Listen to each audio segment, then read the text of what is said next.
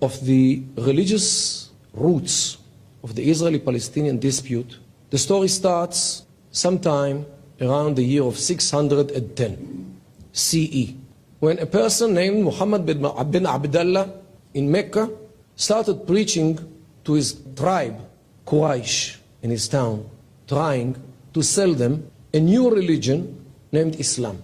However, the stories, the legends, the rules, and the ideas which he brings them remind them very well of Jews and Christians. So they accuse him for recycling the legends of the first ones. Asatir al-awwalin means the Jews and the Christians. What do you tell us about Noah and the ark? What do you tell us about Abraham and Ishmael? About Joseph and that lady in Egypt? All these stories we know already. And if you read the Quran, you can see it very well. From the very beginning of Islam, Islam was under question mark whether it is a real religion or no more than a copy of Judaism and Christianity. And if you read the Quran, you actually have a very deep feeling of polemics, which Muhammad was actually arguing. Yas'alunaka means they ask you or they give you a hard time by questioning you about this. Answer them, tell them such and such. It repeats itself in the Quran many times. Means the Quran echoes the fact that Muhammad was in a polemic all his life, trying to establish the idea that Islam is a valid idea. Another way how to establish the idea that Islam is a valid religion was to undermine the validity of Judaism and Christianity. By undermining the validity of those former religions, the only religion which will remain will be Islam.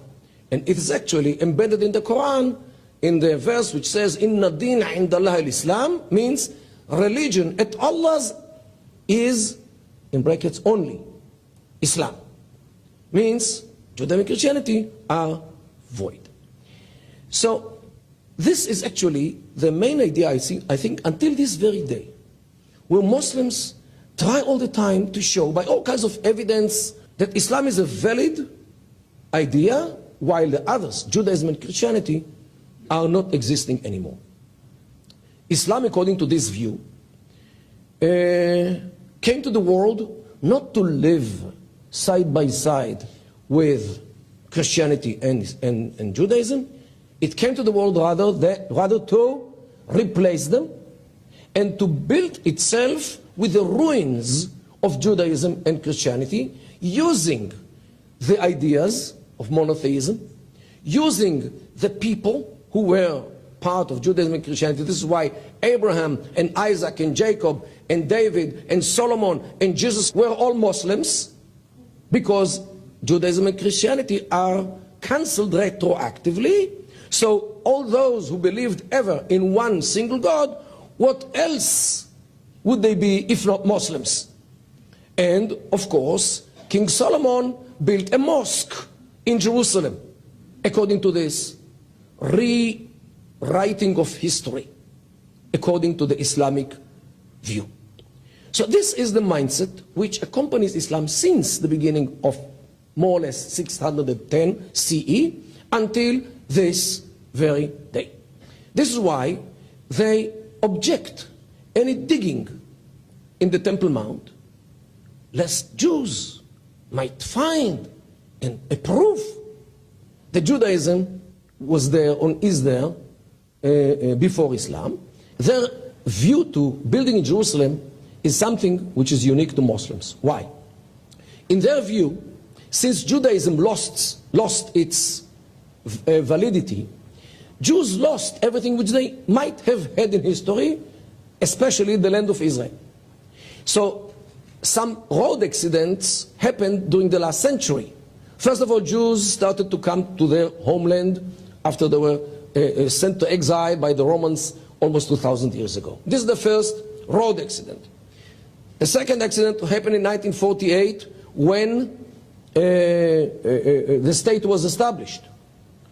The third road accident happened in 1967, when Israel and the Jews took Jerusalem, including the Temple Mount. What will be the next step? They will rebuild their temple.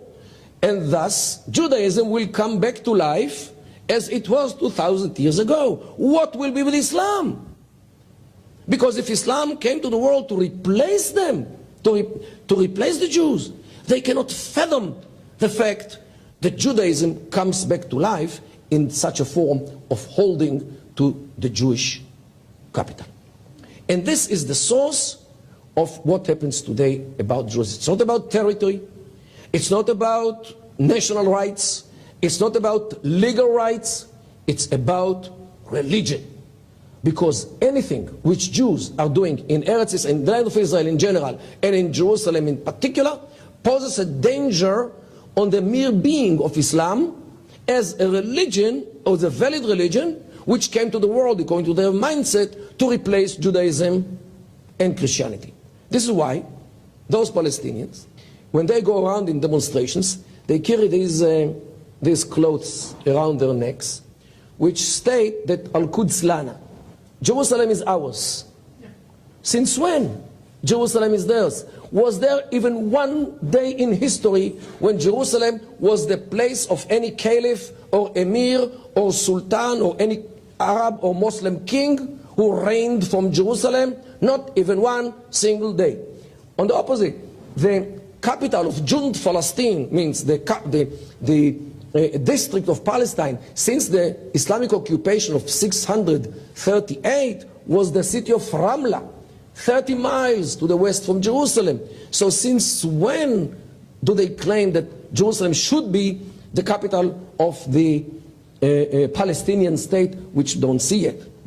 However, not only this, even the Mufti of Jerusalem in 1930, but it has former versions, published this book. This is the original. A brief guide to Al-Haram al-Sharif, Jerusalem. I have it online, but I will read one sentence, which he writes in this, and this is clear English. He says this: its identity, means the Haram, this place, its identity with the site of Solomon's temple is beyond dispute. This too is the spot, according to the universal belief on which, and here he quotes a verse from 2 Samuel, David built an altar unto the Lord and offered burnt offerings and peace offerings. This was published in 1930. This is the original. In 1930, they didn't see the dangers yet or the road accidents yet. Today, they claim that Jews were never in Jerusalem. There was never a haikal, means a temple. And the connection between Jews and Jerusalem is a Zionist concoction when the Zionists wrote the Bible after 1948. This is the discourse. And go now, try to prove that there are translations of the Bible from the 3rd century BCE. The Septuaginta, for example, or the Vulgata to Latin from the 1st century. Okay? So they don't let facts